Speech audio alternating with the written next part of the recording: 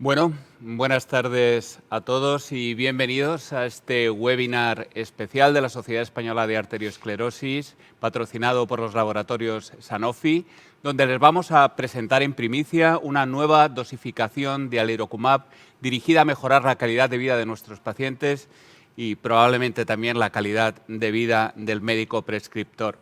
Mi nombre es José María Mostaza y tengo el honor de ser presidente de la Sociedad Española de Arteriosclerosis. Como he comentado, la investigación farmacéutica no se dirige únicamente a la búsqueda de nuevos medicamentos, sino también a facilitar la calidad de vida de los pacientes utilizando nuevos dispositivos que mejoren la adherencia terapéutica y que mejoren la comodidad para el paciente. Y es en este sentido donde vamos a presentarles hoy un nuevo dispositivo, el dispositivo Sydney, un dispositivo que permite administrar una dosis de 300 miligramos de alirocumab y, por tanto, proceder a una administración mensual. Y para hablar de este dispositivo disponemos de dos expertos de nuestra sociedad. Al lado derecho, el doctor Juan Carlos Pedro Botet, que nos hablará del dispositivo Sydney. Buenas tardes, José. Buenas tardes. Y a mi izquierda, el doctor José Luis Díaz, que nos hablará sobre las evidencias que existen sobre esta nueva dosificación de alirocumab. Buenas tardes. Buenas tardes. Bueno, todos ustedes pueden hacer preguntas. Para hacer preguntas tienen habilitados la parte de preguntas y respuestas en el Zoom del que disponen, en la parte inferior, y pueden hacer todas las preguntas que deseen a cualquiera de los dos ponentes y así lo pasaremos al final. Y para empezar, sin más dilación, empezamos con el doctor Díaz. La primera pregunta es: bien, disponemos de un nuevo dispositivo de administración mensual. ¿Qué evidencias científicas hay detrás en cuanto a la eficacia hipolipemiante de esta nueva dosis de 300 miligramos diarios de alirocumab? José Luis. Pues sí, las hay. El ensayo clínico, el estudio que avala esta evidencia es dentro del programa Odyssey, es el CHOICE-1, un ensayo fase 3, aleatorizado, doble ciego, controlado por placebo, y que fue diseñado efectivamente para testar la eficacia y seguridad de la dosis de alirocumab 300 mensual, ¿no? Para ello incluyó a población mayor de 18 años en tres grupos de pacientes claramente definidos, ¿no? Un primer grupo de pacientes de riesgo moderado a muy alto riesgo cardiovascular, que estaban siendo tratados con estatinas y que tenían su LDL fuera de objetivo, eso es por encima de 100 para el moderado y alto riesgo, por encima de 70 para el muy alto riesgo. Incluyó también pacientes que no tomaban estatinas. Y no tomaban estatinas porque, siendo de moderado a muy alto riesgo cardiovascular, estaban también fuera de objetivos y eran considerados verdaderos intolerantes a estatinas, intolerancia muscular, bajo la definición concreta del ensayo, o bien no tomaban estatinas por motivos musculares o por otros motivos, pero que realmente no reunían esos criterios específicos de intolerancia a estatinas y eran pacientes de riesgo moderado y LDL por encima de 100. El ensayo duró 56 semanas, 48 en periodo de doble ciego, y tras un periodo de screening de 3 semanas, los pacientes fueron aleatorizados en una proporción 4-2-1 a alirocumab 300 miligramos cada 4 semanas, placebo, alirocumab 75 miligramos cada 2 semanas, que utiliza como la dosis estándar, ¿no? como el patrón de referencia, ¿no? Bien, después de la aleatorización, a las 8 semanas se hizo un análisis intermedio de eficacia y, en función de ese análisis, en la semana 12, pacientes de la rama de alirocumab 300 miligramos o alirocumab 75 miligramos continuaban con la misma dosis el resto del ensayo si habían tenido reducciones de al menos un 30% el LDL colesterol durante ese periodo o estaban en objetivo. En caso contrario, en ambas ramas, alirocumab 300 y alirocumab 75 cada 2 semanas, los pacientes eran, entre comillas, rescatados con alirocumab 150 miligramos cada 2 semanas, ¿no?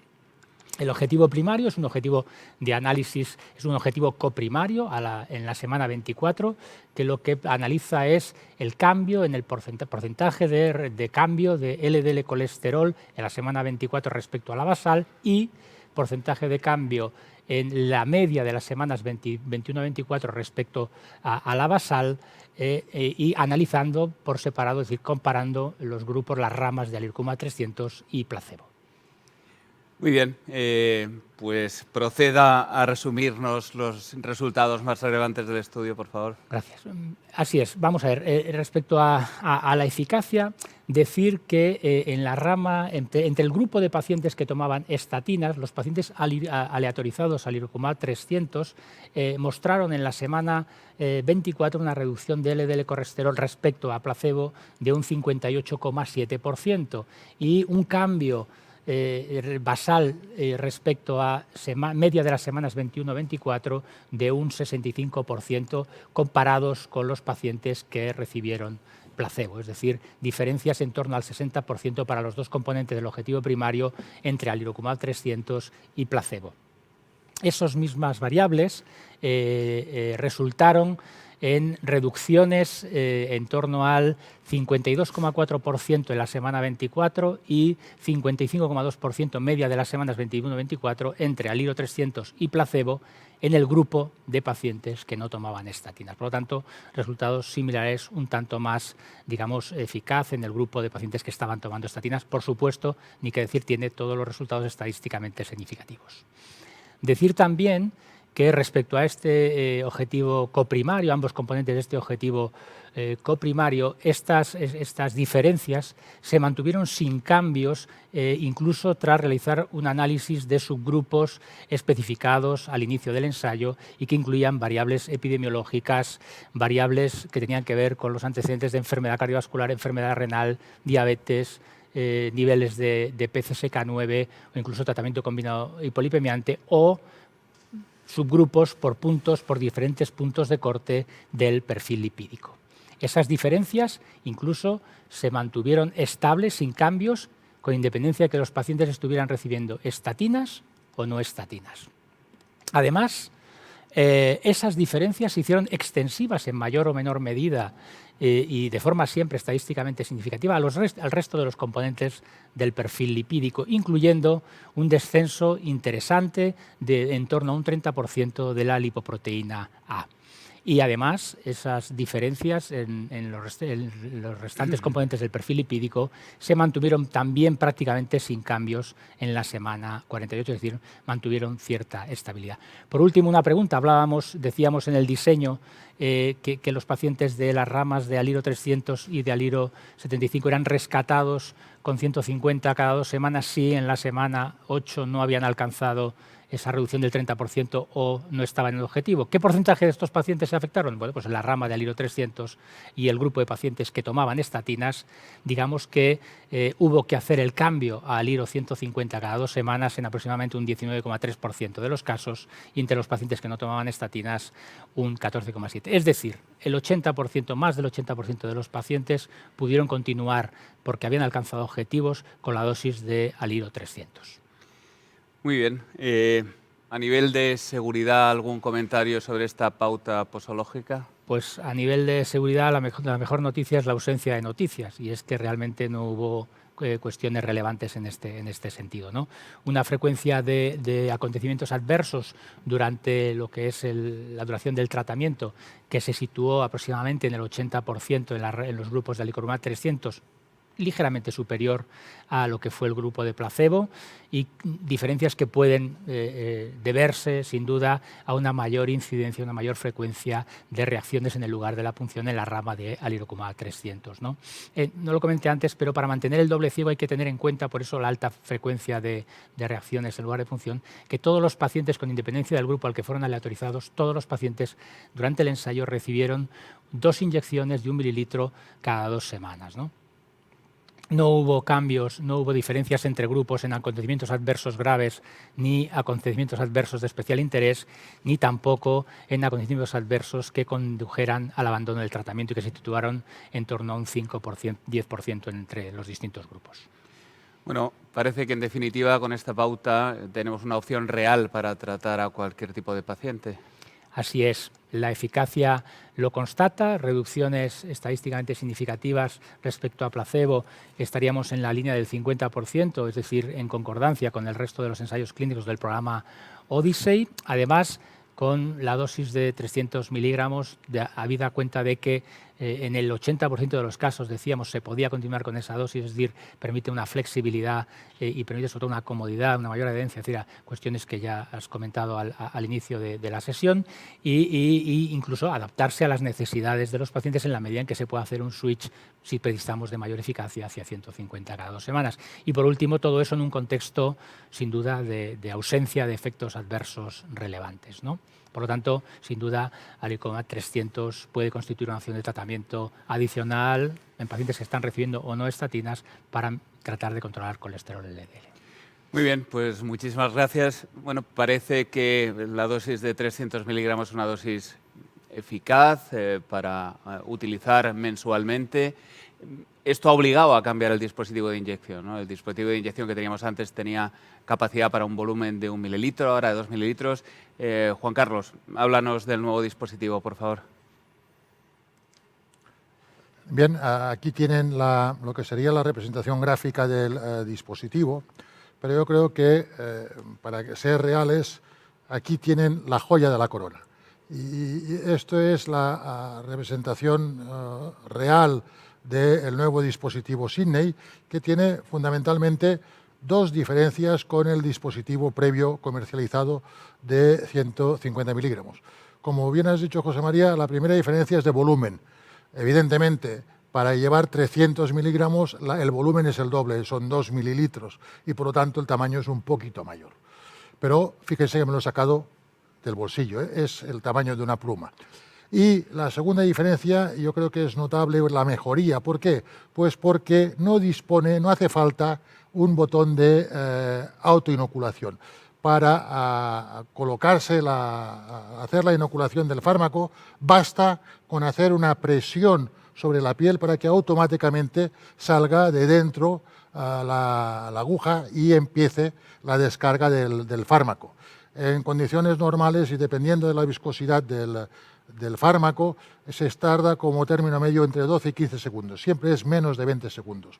Por lo tanto, dos diferencias: tamaño, porque hay doble de cantidad, por lo tanto 2 ml, pero la importante modificación positiva es que la autoadministración es mucho más fácil porque no hay que hacer presión sobre el botón de autoinoculación.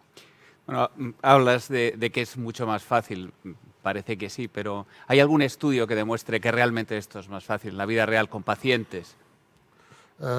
Estamos en un mundo científico y todo tiene que venir avalado por estudios científicos y, en efecto, disponemos de un estudio que es el estudio de Sydney para valorar la aplicabilidad de este pluma precargada con 2 ml. El diseño del estudio es especial en el sentido de que no es un estudio de eficacia, como nos ha demostrado el doctor Díaz, como es el doctor Choi, sino que es un estudio, podríamos decir, de dispositivo, es decir, valorar la facilidad de uso y la aceptabilidad del dispositivo, de este dispositivo precargado con 2 ml para pacientes en entornos supervisados y no supervisados. Es un estudio multicéntrico, aleatorizado y abierto para valorar, como les decía, la aplicabilidad de este nuevo dispositivo. Se incluyeron pacientes de alto y muy alto riesgo cardiovascular que tenían un LDL por encima de objetivos, por encima de 70, a pesar de estar en tratamiento con estatinas de alta potencia, atorvastatina 20 o 40 miligramos o bien rosuvastatina 10 a 20.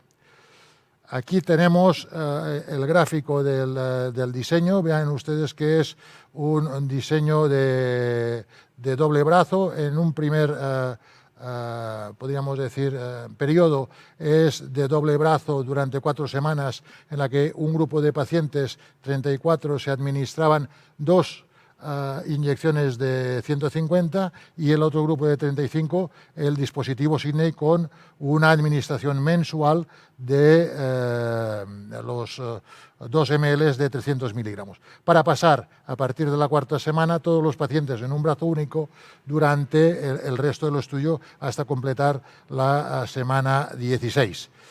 La variable principal, vuelvo a decir, es un estudio de diseño y, por lo tanto, la variable principal era el porcentaje de quejas técnicas del producto en las administraciones no supervisadas.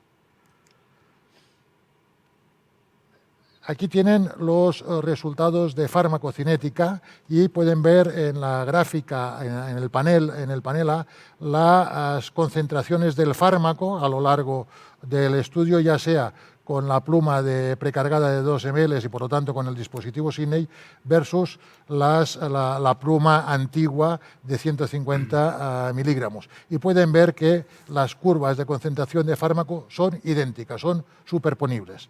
Y en el panel B podemos ver cómo el estado estacionario pareció alcanzarse a partir de la 4ª semana. Y eso es lo que indica el que a partir de la 4ª semana todos los pacientes pasaron a una administración única mensual con el dispositivo Sydney de 300 ml. En cuanto a los resultados obtenidos. En cuanto a los resultados obtenidos, primero, hemos dicho que no es un estudio eficaz, es un estudio de dispositivo y se informó solo de los 64 pacientes de una única queja del producto durante las inyecciones no supervisadas. Y esta queja estuvo relacionada con el paciente, no con el dispositivo. Fue un problema directo del paciente en el tema de la autoadministración, no fue un fallo técnico del dispositivo Sydney.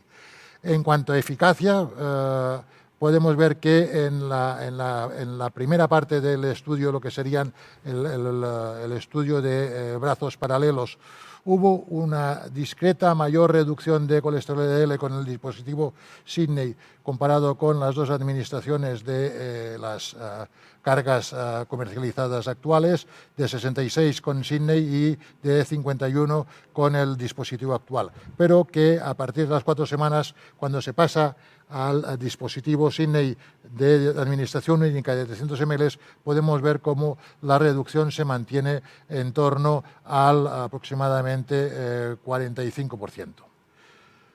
Siguiendo con los temas de seguridad, como ya dijo el doctor Díaz, no han habido nuevas alertas, la tolerabilidad fue excelente y el perfil de seguridad similar a la dosificación en el estudio CHOICE con alirocumab de 300 miligramos durante las 4 semanas. Muy bien. ¿Más datos de seguridad disponemos? Disponemos en cuanto a lo que sería la aplicabilidad y tolerancia, como es un estudio muy dedicado a dispositivo y sobre todo podríamos decir, al concepto de tolerabilidad por parte del paciente. A todos los pacientes se les pasaron 3 cuestionarios, uno para valorar la perspectiva del paciente, el otro referente a la experiencia de inyección y un tercer cuestionario de aceptación terapéutica de la inyección. Podríamos decir en líneas generales que los pacientes encontraron los dispositivos muy fáciles de usar. La media fue superior a 9.8 sobre 10. La aceptación media global del dispositivo fue de 93,1 sobre 100 en la semana 12, es decir, excelente. Y por último, todos los pacientes reportaron estar muy satisfechos usando el dispositivo con una media superior al 9.7 valorado sobre un total de 10. Por tanto, parece ser que este dispositivo es eficaz, es seguro, es cómodo. ¿Alguna conclusión al respecto? Yo creo que como corolario podríamos decir que no hubieron problemas técnicos relacionados con el dispositivo y esto avala el avance técnico de este nuevo dispositivo, ni nuevos datos de efectos adversos comparado con la pluma de 1 mililitro actualmente comercializada. Podemos decir que alirocumab 300 miligramos en una inyección mensual única de 2 ml con el dispositivo Sydney proporciona reducciones consistentes y mantenidas de colesterol LDL durante las 16 semanas del estudio. Y, por último, que la aceptación del dispositivo Sydney por parte de los pacientes y fruto de las respuestas a los 3 cuestionarios fue buena, yo diría que excelente, y la adherencia al tratamiento excelente durante el periodo de brazo único. Por lo tanto, como avance, podemos decir que el dispositivo Sydney ofrece a los pacientes una nueva opción terapéutica, cómoda, fácil de usar, para administrar una vez al mes 300 miligramos de alirocumab. Pues muy bien, muchas gracias. Yo creo que se ha expresado muy bien en qué consiste el dispositivo, la eficacia de esta nueva dosificación. De acuerdo con todo ello, quizá preguntaros a los dos, ¿para qué pacientes creéis que estaría indicada no tanto la dosificación de 300 miligramos, sino la de 150 miligramos cada 2 semanas?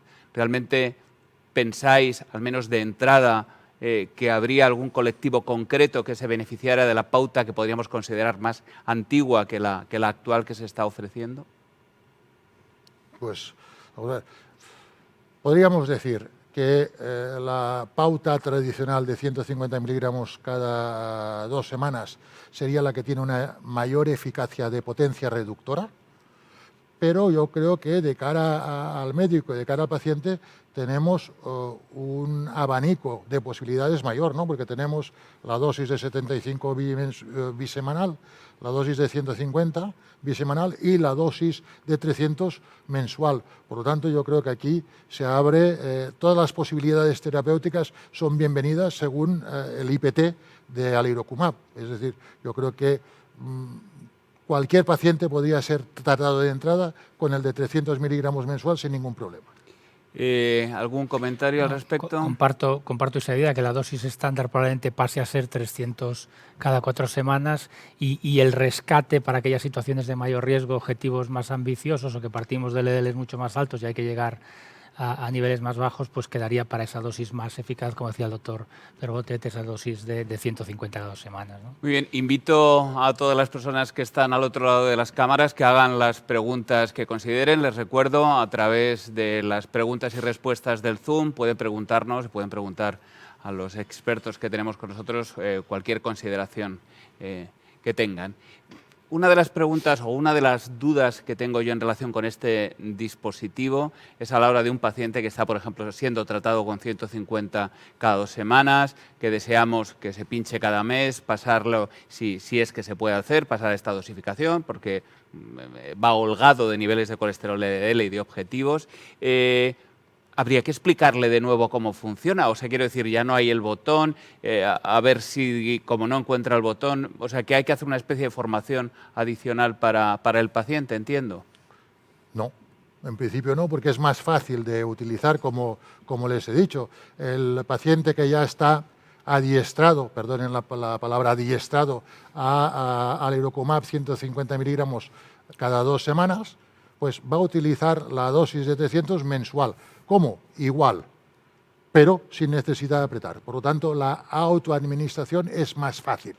Y esto, de alguna forma, es lo que nos dice el estudio Sydney. Al menos habrá que decirle que no apriete el botón, porque lo mismo se lo pone aquí para apretar y salta y no se lo va a encontrar. Con la simple presión sobre el lugar de administración hace que se dispare la aguja. Y tendrán que esperar al segundo clic, y que es cuando la ventana cambia de color, para demostrar que ya se ha inoculado los 2 mililitros. Muy bien. Me preguntan sobre el precio de este nuevo dispositivo. No tenemos ese conocimiento de forma precisa, pero habida cuenta de que las otras 2 dosis de alirocumab, la de 75 y la de 150 cada 2 semanas, mantienen el mismo precio, tenemos la esperanza y casi la confianza en que ese precio se ha mantenido también, ¿no? Sí, se mantiene, yo creo que se mantiene el doble, claro, es el doble de lo que cuesta el de 150 miligramos, pero vamos, es el doble.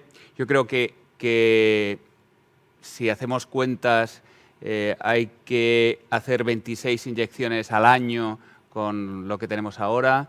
En cambio, con la de 300 miligramos pasaríamos a 12 inyecciones al año, de tal manera que manteniendo el precio, bueno, vale lo mismo una de 300 que 2 de 150, realmente habría un discreto ahorro, porque en lugar, o sea, tendríamos menos inyecciones a lo largo del año, nos ahorraríamos 2 inyecciones de 150, pero vamos, el precio yo creo que va a ser similar.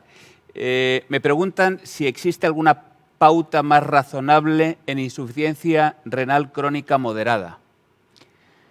De entrada, no. La insuficiencia renal crónica moderada es una categoría de alto riesgo, con un objetivo, últimas guías, de 70, que no cualifica para IPCSK9 financiado en nuestro país, pero que si reúne cualquier otra condición, diabetes, hipercolesterolemia familiar o enfermedad cardiovascular aterosclerótica, pues ya cualificaría para prescripción financiada, y en ese caso, para objetivo y de entrada la dosis estándar 300, y si no, escalar o desescalar, como lo queramos llamar, a 150, ¿no? Sí. A ver, recordar que esto es un anticuerpo monoclonal y que, por lo tanto, la vía metabólica es a través del monocito macrófago, no es a través ni de hígado ni de riñón. Muy bien. Más cosas que nos están preguntando. ¿Qué aportaría, bueno, es la misma pregunta que hemos tenido antes, qué aportaría la dosis de 150 miligramos cada 2 semanas en relación con la nueva que estamos ofreciendo ahora? Pues yo creo que, como tú bien has dicho, José María, al inicio, como médicos y como uno de los objetivos de la medicina es mejorar la calidad de vida de nuestros pacientes, y por lo tanto nuestro objetivo es que nuestros pacientes estén en mejor calidad de vida. Si se tiene que pinchar menos, esto es muy bienvenido. O sea, tú has dicho que pasar de 26 autoinyecciones a 12, pues perfecto. Esto además va a facilitar, desde el punto de vista médico, a la, podríamos decir, protocolización de los controles periódicos, a controles analíticos. Yo creo que es todo lo que sea bueno para el paciente, indiscutiblemente es bueno para el médico. Sí. Prescripción en los servicios de farmacia también se simplifica. Yo creo que lo simplifica todo. ¿Creéis que también nos simplifica la vida a los médicos? Quiero decir, yo, no sé, cuando estoy en la consulta y me entra un paciente y le tengo que citar 3 meses más tarde, cojo habitualmente el calendario y me pongo a mirar exactamente cada 2 semanas, cuando le toca 2 semanas aquí, 2 semanas paso el siguiente mes. Quiero decir, creo que es mucho más fácil decir, se pincha el día 1 de cada mes, y entonces tengo muy claro que tiene que venir la semana antes a hacerse el análisis, tal. Yo creo que también nos puede simplificar la vida, no sé cómo lo veis vosotros. Como las comunidades, como las sanidades transferidas a las comunidades autónomas, en nuestro hospital, el Servicio Catalán de Salud nos hace hacer controles periódicos cada 6 meses. Y esto, por lo tanto, no cambiará. Y aunque cambie la autoadministración mensual, el control médico tendrá que ser cada 6 meses. Dudo que las instituciones sanitarias nos prolonguen y en vez de 6 meses pasemos a 9 o al año, sí, cuando ya estamos con pacientes ya crónicos y estabilizados, ¿no? Pero sí que es más fácil el centrar o el localizar en el tiempo el momento del análisis, porque son menos dosificaciones, y que además eso luego influye sobre muchas otras cosas en la práctica clínica, que te están llamando porque están con IPCSK9. ¿Cuántas llamadas hemos sufrido ahora, y perdona con lo de sufrido porque no es así, en tiempos de COVID, porque me han llamado para la vacuna y mañana me tocaba la inyección? ¿Qué hago? ¿Vacuna o inyección? Bueno, todas esas cosas, cuando más espacias en el tiempo, menos posibilidades hay de interferencia con otras cuestiones relacionadas con la salud, ¿no? En este sentido también preguntan exactamente qué diferencia hay, porque en el estudio Choice 1 que has presentado dividían a los pacientes entre con estatina y sin estatina. Exactamente